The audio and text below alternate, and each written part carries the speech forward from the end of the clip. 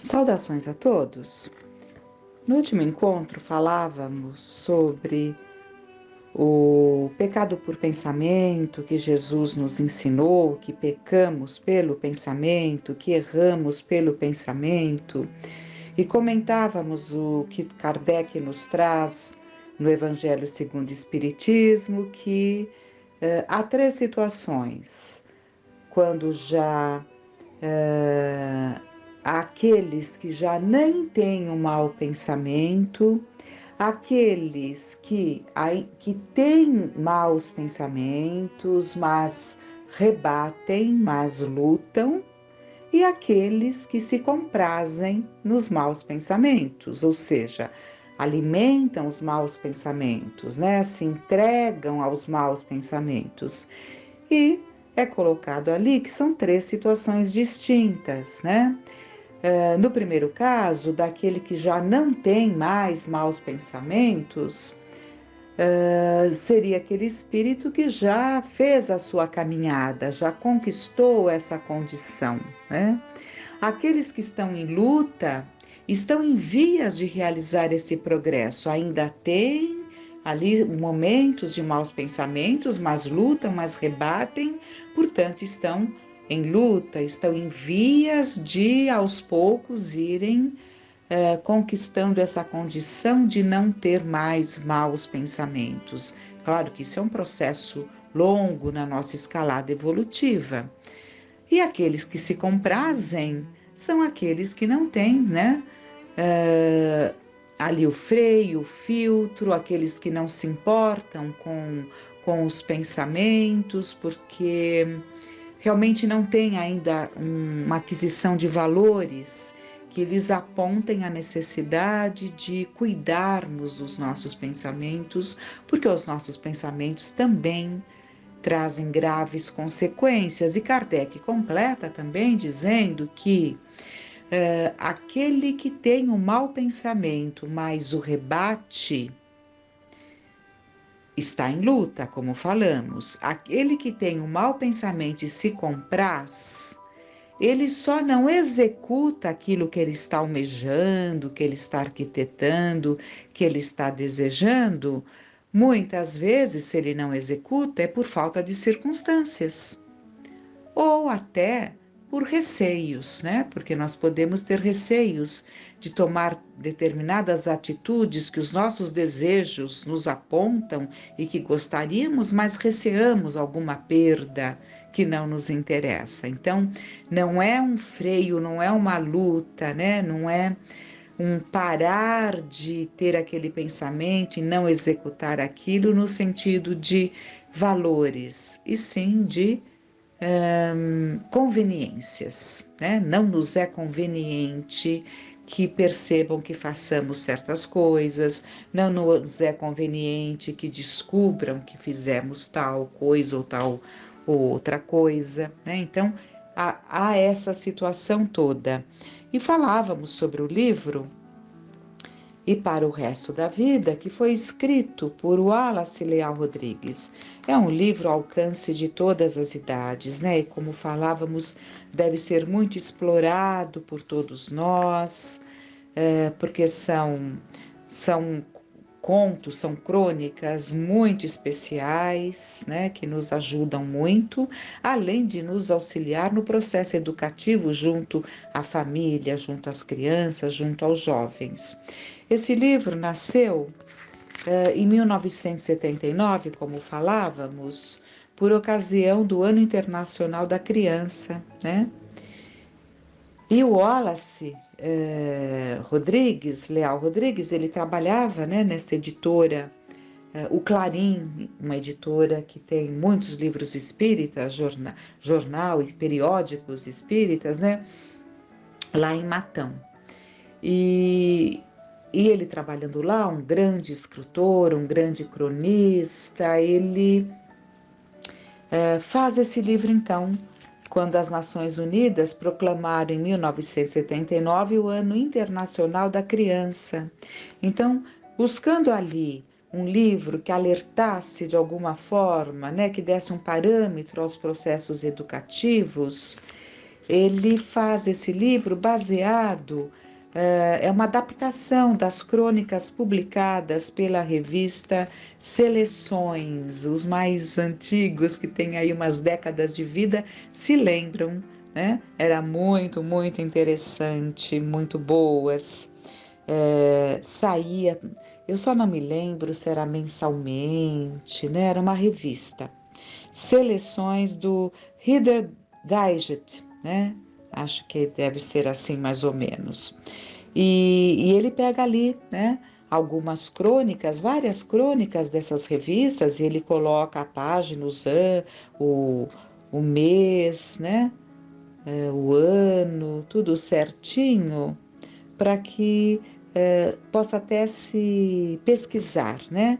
E baseada nessas crônicas, ele traz ali várias experiências interessantes, mas nós vamos pegar antes, na parte do prefácio. Emmanuel faz um prefácio neste livro. Sustentar a campanha de esclarecimento contra a influência do mal. O tema é experiências pessoais.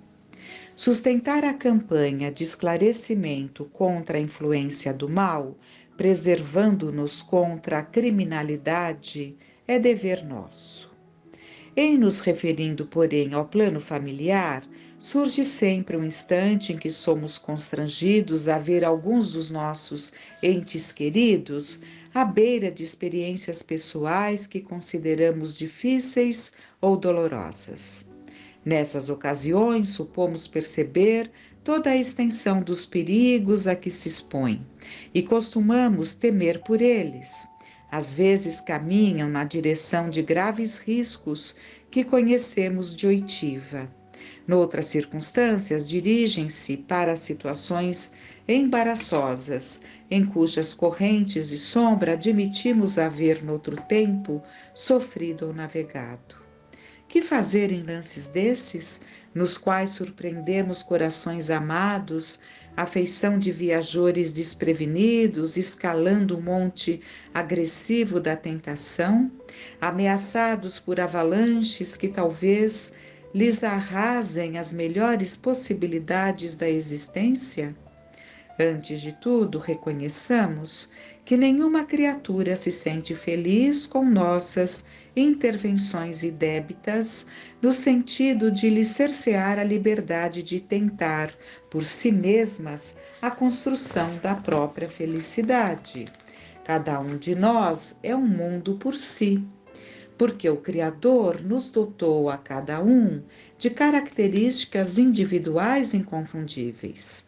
Emoções e pensamentos, tanto quanto as impressões digitais, variam de pessoa a pessoa. Consequentemente, determinados caminhos que nos fizeram menos felizes em outra época serão provavelmente os mais adequados à edificação da vitória espiritual sonhada para os entes que amamos, enquanto que certas criaturas que nos parecem menos simpáticas serão possivelmente as mais capazes de resolver-lhes os problemas que talvez, sem o concurso dessas mesmas criaturas, permanecessem indefinidamente insolúveis. Por outro lado, as circunstâncias que rodeiam agora os seres que abençoamos com a nossa extremada afeição podem não ser idênticas àquelas com que fomos defrontados nos dias que se foram, e muitas vezes nas condições em que falimos.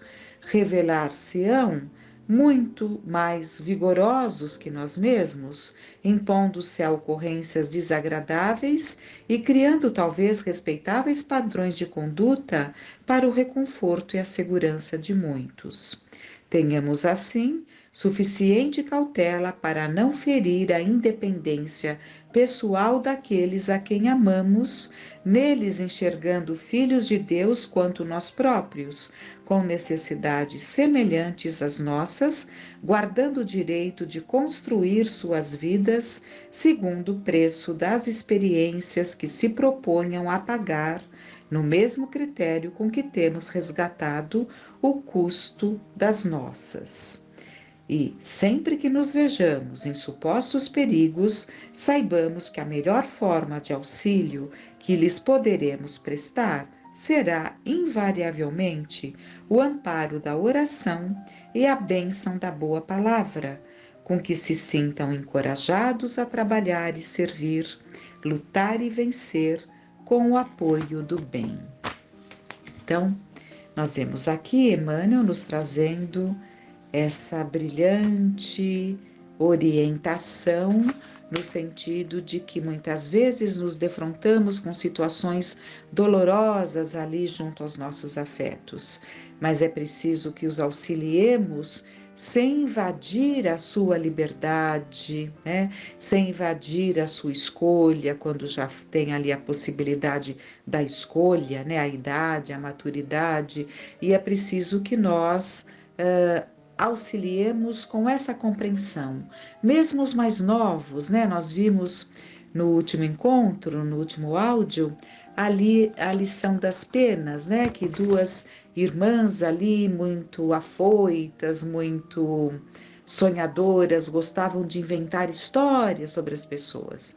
E essas histórias muitas vezes criavam situações muito embaraçosas, né? Colocando as famílias, a vizinhança ali em situações muito desagradáveis. E a mãe, né, observando tudo isso, e elas muito arrependidas quando essas situações surgiam, pedia desculpas, prometiam que não fariam mais isso, mas já era uma viciação, embora pequeninas, já era uma viciação de comentar, era tudo uma imaginação, né? Mas elas criavam ali aquela situação. E quantos que não criam boatos ou até mesmo verdades, mas mesmo sendo verdades, não temos o direito de propagar privacidades da vida alheia, né? E a mãe ali pede para que elas cortem uma almofada de penas e as penas se esvaindo no ar, voando no ar. A mãe dá uma almofada e fala: agora coloquem essas penas de novo e montem a almofada. E elas dizem: mas mamãe, como? Estão voando longe. E a mãe fala: assim é quando as pessoas, nem falou vocês, né? Assim é quando as pessoas falam das demais, aquilo se propaga e nunca mais se voltará ao ponto de partida. Ou seja, não há como você desconstruir aquilo que você propagou, porque aquilo vai, né? E vamos agora ver uma outra, a bolsa. Deixe-me aqui, que eu perdi a página, mas é muito linda também essa lição da bolsa, é é um aprendizado enorme, essa lição que ele nos traz da bolsa, porque nós vamos aprender também, tem tudo a ver com essa discrição que temos que ter, de não colocarmos a vida das pessoas, né,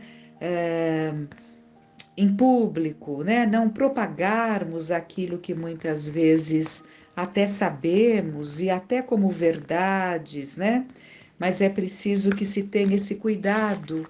E hoje, então, com as redes sociais, como essa situação tem acontecido, né? Então, vamos lá. A bolsa, aqui, a bolsa. Um meu convidado disse recentemente ao despedir-se: gosto de vir aqui. É um lugar onde posso dizer tudo o que quero, sabendo que não passará adiante. O elogio, na verdade, cabe muito mais à minha mãe do que a mim, né?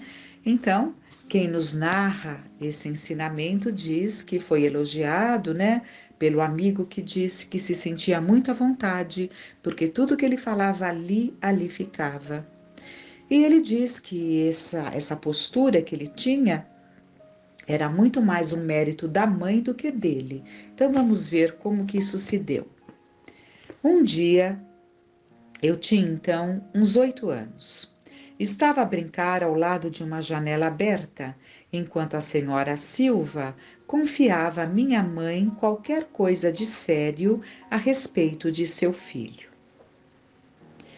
Quando a visitante saiu, percebendo que eu ouvira tudo, chamou-me e disse: Se a senhora Silva tivesse deixado a sua bolsa aqui hoje, iríamos dá-la a outra pessoa? Claro que não, respondi prontamente. E minha mãe prosseguiu: Pois a senhora Silva deixou hoje aqui uma coisa muito mais preciosa, visto que nos contou uma história cuja divulgação poderá prejudicar a muita gente. Essa história não é nossa, de modo que não podemos transmiti-la a quem quer que seja. Continua a ser dela, ainda que a tenha deixado aqui. Assim, pois, não a daremos a ninguém. Você compreende? Compreendi muito bem. E tenho compreendido desde então que uma confidência ou até mesmo uma bisbilhotice que um amigo deixa de vez em quando em minha casa são dele, não minhas, para as dar a quem quer que seja. Quando por qualquer motivo percebo que não estou agindo de acordo, imediatamente vem-me à lembrança a bolsa da senhora Silva e calo a boca em tempo. Belíssimo ensinamento.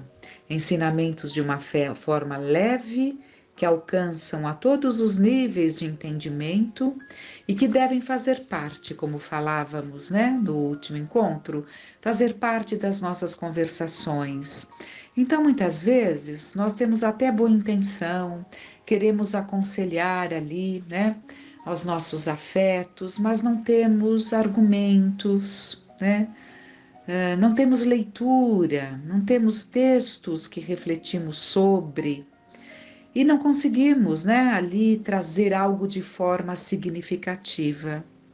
Então, abençoadas sejam todas essas pessoas que usam o seu dom, a sua capacidade, de escritor, de analista do ser humano e nos trazem esses belos textos que nós encontramos tanto na doutrina que professamos, na forma mediúnica, como também desses grandes homens que vêm à Terra aqui junto a nós, nos trazer belíssimas lições. Porque evidentemente que essas lições, as boas lições, chegam tanto de espíritos como de encarnados que são espíritos, e nos trazem, como esse Wallace Leal Rodrigues, a quem devemos admirar muito, porque ele deixou ali inúmeras obras, como autor, como tradutor de inúmeras obras publicadas por essa editora, que é a editora Clarim, muito conhecida em Matão, escritor de brilhante esmero intelectual, de forma e de fundo, de linguagem, estilo e conteúdo, com extraordinária capacidade de pesquisador de obras e autores importantes, brasileiros e estrangeiros. Wallace buscava o belo, a cultura, a arte, vinculando-se sempre ao objetivo de exaltar a grandeza da vida e das virtudes humanas, sempre possíveis de serem conquistadas. E essa revista, que ele faz uma adaptação dessa revista, dessas seleções lá bem antiga, era uma revista, acho que americana, E ele fez essa adaptação desses belíssimos contos, essas belíssimas crônicas, Então que possamos desfrutar da boa leitura, Quando pegamos um trecho do Evangelho, traduzamos de forma, quando Jesus fala ali, e um homem saiu a semear pelos campos, né? Então vamos contando, vamos trazendo essas histórias de Jesus, porque Jesus contou dessa forma simples, pegando ali as vivências do povo judeu, né? Do seu povo. Pegava ali as vivências, as situações conhecidas por todos e adaptando na maior pedagogia já vista na Terra, né? Ia trazendo as suas histórias, as suas parábolas, para que ficassem realmente como histórias, para que pudéssemos ir contando e trazendo as análises cada vez mais profundas que conseguimos fazer, quanto mais vamos desenvolvendo a nossa capacidade de compreensão. Então ficam esses ensinamentos, que fiquemos em paz.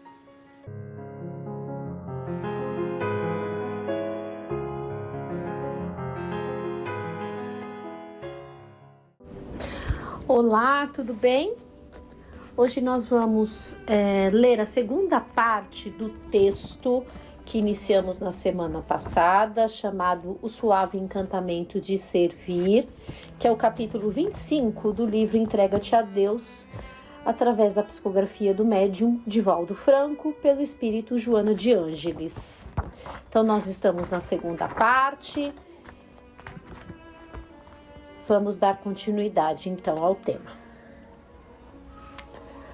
Mede-se a grandeza de um cidadão pelos esforços que empreendem para melhorar-se, trabalhando em favor de uma futura sociedade mais justa e mais feliz. Eu estava pensando aqui que quantos espíritos passam pela Terra, né, e fazem um trabalho muito relevante, que tem uma abrangência na sua época, mas que vai semear muitas sementes para o futuro, né? Então, aquele cientista que se dedica e que cria uma vacina, aquele fundador de um hospital, né? Por exemplo, que começa ali com poucos recursos e de repente o trabalho fica grandioso e contribui tanto para a sociedade que a gente até esquece de ver quem foi a pessoa que fundou, né? Mas são mentes ali abnegadas, que querem fazer algo de útil, de relevante. Então, todo o esforço, todo o trabalho de pesquisa não começa do dia para a noite, né? Alguém se esforçou muito e nós herdamos esse trabalho. Cabe a nós multiplicá-lo, né? Também de nossa parte, dentro dos nossos recursos, dentro de nossas condições, deixar um legado útil na humanidade. Essa é a arte de servir, seja num pequeno núcleo, numa pequena sociedade que é a nossa família, ou seja no nosso bairro, no nosso meio de convívio, né? Então, cada um tem ali a sua parcela de contribuição por um planeta melhor, né? Servindo, sendo útil. As suas conquistas são distribuídas equanimemente, que quer dizer equitativamente, de maneira que todos se beneficiam, né? Muitas vezes esses espíritos, eles não medem esses esforços, eles nem pensam, né? Assim, eu vou fazer para milhares de pessoas ou para milhões de pessoas. Eles simplesmente fazem, né? Contribuem, não importa, estão ali para servir. Horas de estudo, horas de dedicação, noites sem dormir, pessoas boicotando, sabotando, né? Porque a gente encontra aqueles no meio do caminho que nos dizem que nós não somos capazes, que é perda de tempo, que uma andorinha só não faz verão, mas se cada um fizer sua parte, com certeza esse trabalho vai crescer. Por mais singelo seja o serviço que tem como meta auxiliar o próximo, transforma-se em contribuição valiosa para o desenvolvimento moral da humanidade. Estava lembrando na época aí, né, no auge dos anos de pandemia, pessoas que faziam um trabalho ali de formiguinha, né? Ajudando pequenos núcleos, fazendo pequenas arrecadações, saindo uma vez por semana ali para servir, para contribuir, para dar um pouco de alimento, um pouco de carinho àqueles que estavam ali completamente abandonados e sem condições nenhuma de buscarem um alimento, um sustento. Quantos irmãos não ficaram nessa situação de extrema vulnerabilidade, né? Vulnerabilidade social. E ali trabalhadores anônimos fizeram um papel importante, fundamental. Avalia-se a estrutura moral de um povo pela maneira como seus governantes se utilizam da oportunidade de tornar a vida dos seus governados menos penosa e mais rica de possibilidades de desenvolvimento. Então, aquele que está à frente de um povo, ele tem uma prova muito pesada, né? Suas decisões vão impactar na vida das pessoas. E ali, estando à frente, ele precisa, né, se preocupar na garantia mínima de sobrevivência, de educação, de segurança, de saúde. Tem que movimentar os recursos, né? Passar credibilidade para os investimentos. E tudo isso vai se refletir na sociedade. Quando as pessoas estão numa situação de muito desemprego, de muita fome, sem acesso à saúde, sem acesso a medicações. Isso significa que não estão olhando, né? Aqueles que têm essa incumbência, que assumiram essa incumbência, não estão fazendo o seu trabalho da forma como deveria fazer, né? Então a gente vê às vezes nações onde tudo está funcionando, né, de uma forma harmônica, de uma forma redonda, e ao passo que outras não funcionam tão bem assim. Então que precisaria de um pouco mais de atenção, de um pouco mais de zelo, né, de cuidados para que todos possam receber ali o básico, né? Receber o mínimo de dignidade. Quando isso não ocorre, o abismo que separa as classes sob o ponto de vista econômico e social gera miséria vergonhosa, na qual estorcegam, que quer dizer contorcer-se, aqueles que não tiveram oportunidade de pertencer aos grupos de privilegiados que os exploram. Então fica cada vez mais marcado essa divisão, né? E aí envereda, né, não só para as necessidades físicas, mas também para a revolta, para o ódio, né? Ali para o desespero. Então a parte moral também acaba sendo impactada. A sociedade, portanto, é o resultado dos fatores que são proporcionados ao indivíduo como célula básica do grupo que a constitui. Quanto mais amplas forem as possibilidades de trabalho e remuneração justa, melhores os efeitos no conjunto geral. Então, é aquilo, né? Você ter um trabalho remunerado à altura, as mesmas oportunidades, né? Acesso às mesmas oportunidades mínimas. Dessa forma, ninguém se pode eximir de produzir no bem, na solidariedade, cada qual contribuindo com a cota que lhe esteja ao alcance. Então, todos nós somos responsáveis, não é só dizer que eu pago meus impostos. Não, a gente também pode contribuir, né? A gente também pode e deve, né? E sempre tem oportunidade de servir ao outro, né? Se nós olharmos, sempre temos um excedente, seja de alimentos que acabam estragando, seja de roupas que não usamos. Temos sempre uma oportunidade aí de contribuir, e se não for com isso, contribuir com a nossa presença, contribuir ali com um serviço voluntário, onde você possa ensinar um instrumento, ensinar uma arte, ensinar uma profissão, ajudar de alguma forma, né? Que as nossas horas sejam horas úteis.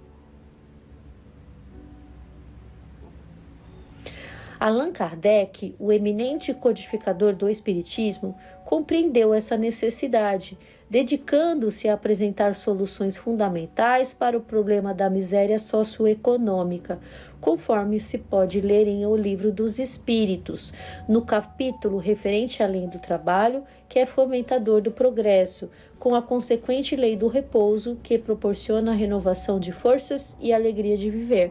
Na semana passada nós lemos, uma parte desse capítulo, onde fala, que cabe ali ao mais forte ajudar o mais fraco, e que todos nós podemos trabalhar, podemos e devemos, porque o trabalho é uma lei natural da vida. Então, o trabalho, ele impulsiona o nosso progresso. Se nós não tivéssemos que trabalhar, não tivéssemos um objetivo, com certeza nós iríamos nos cair em situações muito mais graves das que nós já enfrentamos, Então, que a gente tenha consciência de ter ali um trabalho equilibrado, o trabalho no geral, a nossa mente estar ocupada de forma que a gente possa auxiliar, que a gente possa crescer, que a gente possa contribuir com o todo. O repouso, no entanto, não significa falta de ação, conforme pensam algumas pessoas imprevidentes que optam pela ociosidade, especialmente quando concluem uma fase da vida laboral e ativa, aposentando-se e deixando de trabalhar. Então, o repouso, ele é necessário para o refazimento das nossas forças. Então, termina o dia, nós precisamos do nosso repouso do corpo, ali para refazer as nossas forças, para aumentar a nossa imunidade. E aí, não é ficar de pernas para o ar, porque tem umas pessoas que têm esse pensamento, infelizmente, de achar que não é, eu trabalho porque eu sou obrigado, sabe?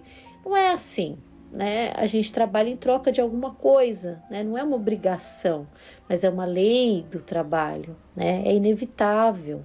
Então a gente tem que ter um pensamento um pouco mais aberto, e quando uma pessoa fala isso, mostra que ela está insatisfeita, que às vezes ela está revoltada, E aqui Joana também aborda a questão daqueles que trabalharam durante uma vida, durante muitos anos, E quando se aposentam, ficam na ociosidade. Aí as pessoas ficam até doentes, Não é porque você parou de trabalhar de uma forma ali, com um expediente, para uma empresa, para uma organização, que você não pode, você não é produtivo. Pelo contrário, você ainda é produtivo.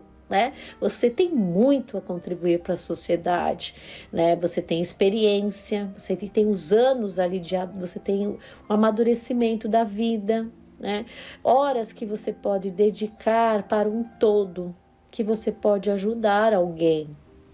Então, que quando a gente se aposente, ou aqueles que já estiverem aposentados, que queiram realmente ser úteis. É muito bom a gente poder ter uma rotina, é muito bom a gente poder trabalhar, O trabalho sempre é nobre, sempre ajuda.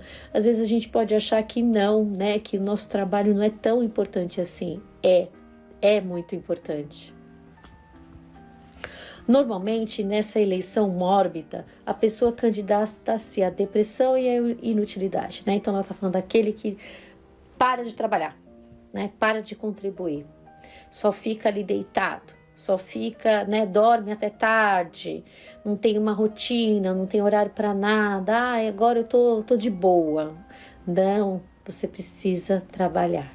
Você precisa trabalhar por si, continuar em desenvolvimento. Essa encarnação é só uma parcela da nossa vida, Nós somos eternos, então a gente precisa continuar trabalhando, estudando, servindo, contribuindo, porque isso vai ali nos amparar para as próximas vidas, vai nos ajudar ali na nossa evolução. Então a gente não pode estacionar, jamais.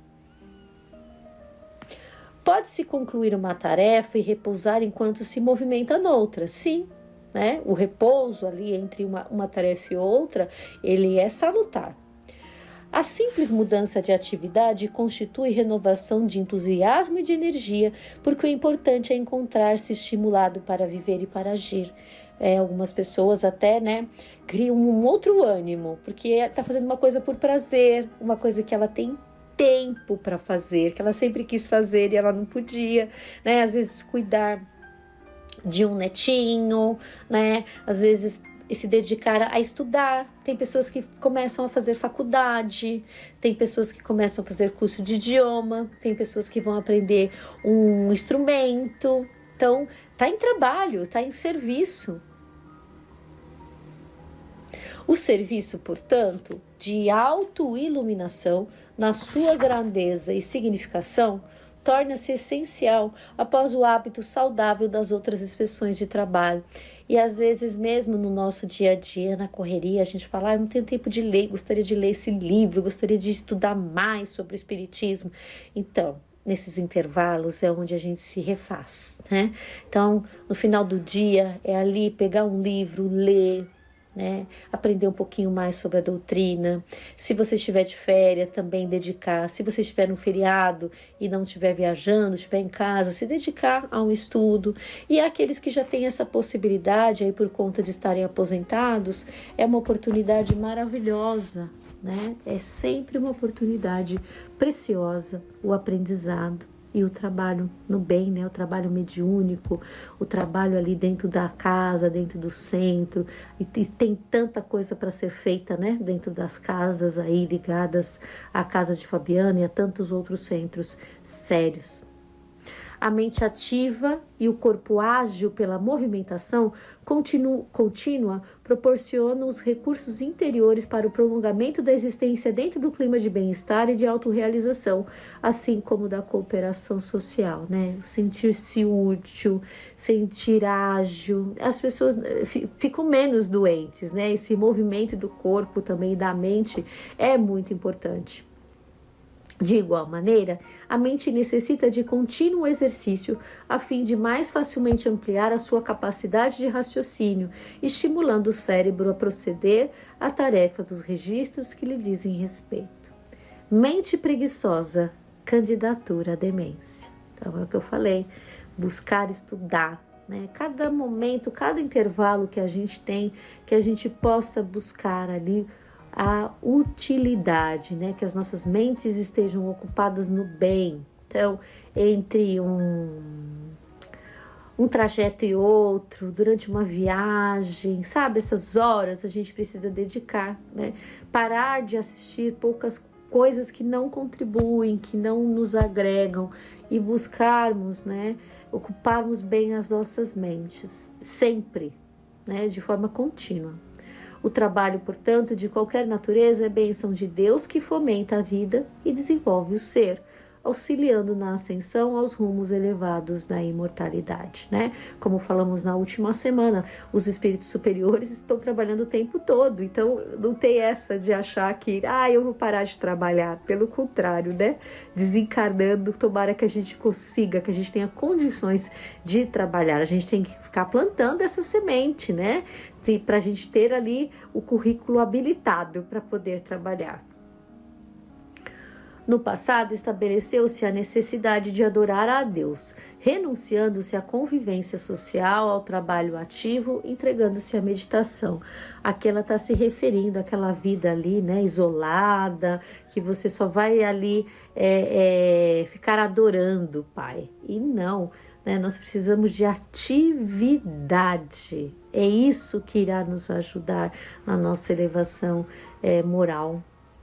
Quase todos aqueles que se permitiram essa fuga da realidade terrestre perderam-se em penosos conflitos que os afligiam e que acreditavam ser interferência demoníaca. Sem nenhuma dúvida, nas mentes ociosas, os espíritos frívolos e perversos encontram um campo fácil para perturbações variadas, né? É aquilo que vai sendo... aquela ideia que vai criando corpo dentro de nós, né? Porque nós oferecemos as condições. Então, os ciúmes, a mania de perseguição, uma raiva, né? Um ódio. Vai vindo essas coisas, uma dependência, né? Precisamos estar vigilantes aqui em relação, né, como o serviço vai nos ajudando, vai nos amparando para que a gente não caia nessas armadilhas, né, de estar na ociosidade, cair aí em processos obsessivos. Jesus deu o mais grandioso exemplo de respeito pelo trabalho. No período invernoso, em que as viagens e pregações tornaram-se mais difíceis em razão da aspereza do clima, ele trabalhava regularmente na profissão que herdara de seu pai José, dignificando o labor que proporciona felicidade e progresso. É que parece que a gente não quer nem entender, né? Mas se a gente olhar o mapa ali da região onde ele esteve, enquanto esteve encarnado na Terra, são distâncias enormes, né? O clima, e ele percorrendo tudo aquilo ali a pé, né? Trabalhando, servindo. O maior exemplo de serviço é de Jesus. Trabalhar, portanto, é orar, especialmente quando esse serviço ajuda a humanidade no seu crescimento intelecto-moral.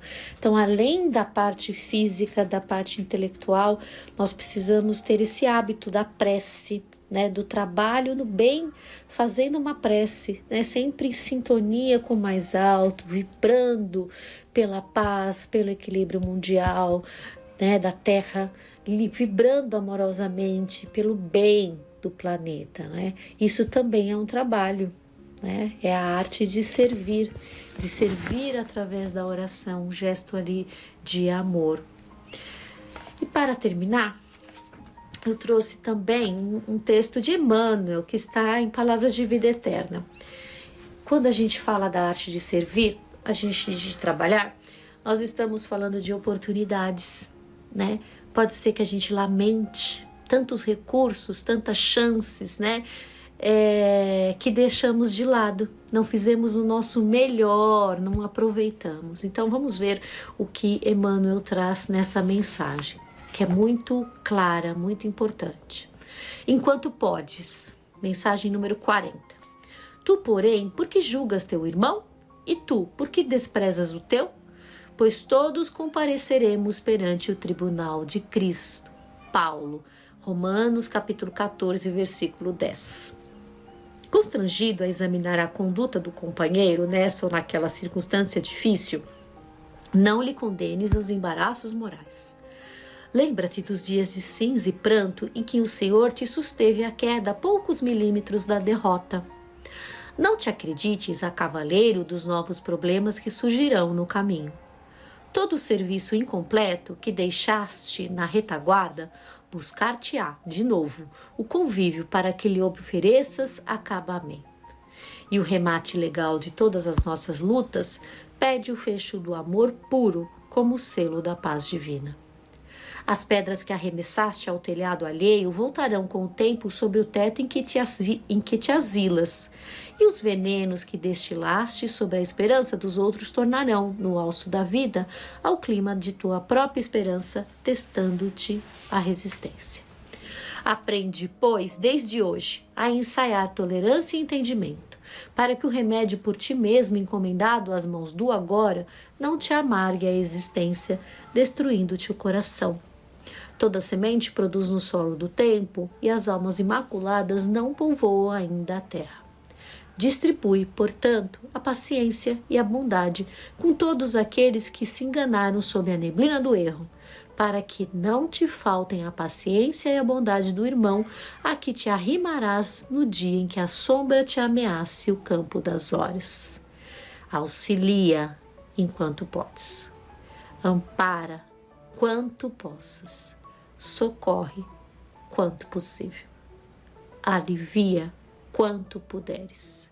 Procura o bem, seja onde for. E, sobretudo, desculpa sempre, porque ninguém fugirá do exato julgamento na eterna lei. Bem claro, né?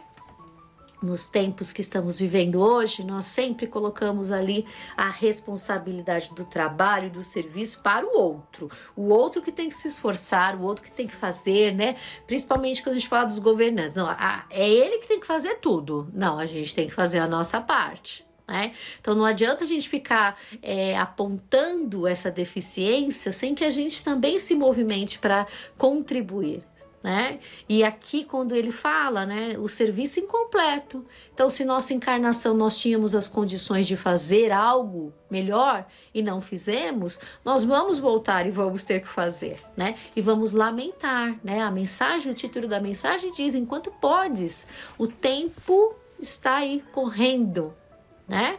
Então a gente precisa ter isso, né, em mente, né? Como ele disse, tantas coisas que nós podemos fazer, tudo servindo: auxiliar, amparar, socorrer, aliviar, né? E buscar o bem. Então, boas reflexões a todos e até a próxima semana, se Deus quiser.